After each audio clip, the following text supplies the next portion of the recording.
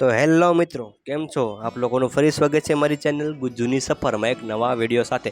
આજે આપણે વિડીયોમાં વાત કરીશું મુચુકુંદ ગુફા તેમજ મુચુકુંદ ગુફાના ઇતિહાસની વાતો। તો આ ગુફાના ઇતિહાસની વાત કરીએ તો કે જે સમય દરમિયાન ભગવાન શ્રી કૃષ્ણએ તેના મામા કંસનો વધ કર્યો હતો ત્યારે કંસના મિત્ર પણ હતો કાલ્યવન। તેથી કાલ્યવનને તેના મિત્રનો પ્રતિશોધ લેવા માટે ભગવાન શ્રી કૃષ્ણ સાથે યુદ્ધ કર્યું। પરંતુ કાલ્યવનને ભગવાન શિવનું એવું વરદાન હતું કે તેને કોઈ શસ્ત્ર અથવા કોઈ પણ વિદ્યા અથવા કોઈ પણ જાનવર કે કોઈ પણ વ્યક્તિ મારી શકશે નહીં। તેની ભગવાન શ્રી કૃષ્ણને જાન હોવાથી તે રણ છોડીને ભાગ્યા અને તે સમયથી ભગવાન શ્રી કૃષ્ણને રણછોડ પણ કહેવામાં આવે છે।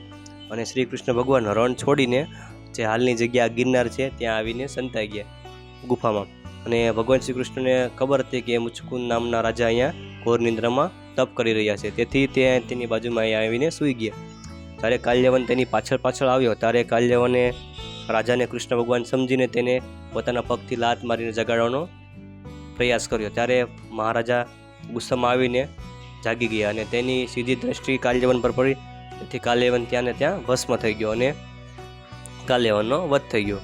અને રાજાની વાત કરીએ તો તે માંધાતાના પુત્ર હતા તેમજ રામના વંશજ હતા અને તેઓએ ઇન્દ્રએ તેમજ દેવતાઓને અસુર સામે લડવા માટે ઘણા બધી મદદ કરી હતી અને ઘણા સમય સુધી તેને આ યુદ્ધમાં ભાગ લીધો હતો। અને યુદ્ધનું વિરામ આવે એમ નહોતો ત્યારે ઇન્દ્રએ કીધું કે હવે તમે આ યુદ્ધમાંથી આરામ લઈ લો, જેથી તમે આરામ કરી શકો। ત્યારે તેને વરદાન માગવાનું કહ્યું। ત્યારે મુચુકુંદ રાજાએ ફક્ત એક જ વરદાન માગ્યું કે મને નિંદ્રાનું વરદાન આપો, કે હું ઘણા સમયથી આરામ નથી કરી શક્યો, તેથી તમે મને આરામ કરવાનો એટલે કે નિંદ્રાનું વરદાન આપો। તે સમયથી ભગવાન એટલે કે મુચુકુંદ રાજા આ ગુફામાં નિંદ્રા કરીને સૂઈ રહ્યા હતા, જેની ભગવાન કૃષ્ણને ખબર હોવાથી તે અહીંયા આવ્યા અને આ કાલ્યવનનો વધ કરાવ્યો। તો મિત્રો, તમને કેવો લાગ્યો અમારો વિડીયો અને ઇતિહાસની વાતો અવશ્ય કોમેન્ટમાં કહેજો। તો આપણે ફરી મળશું એક નવા વિડીયો સાથે। ત્યાં સુધી જય હિન્દ, જય ભારત, જય જય ગરવી ગુજરાત।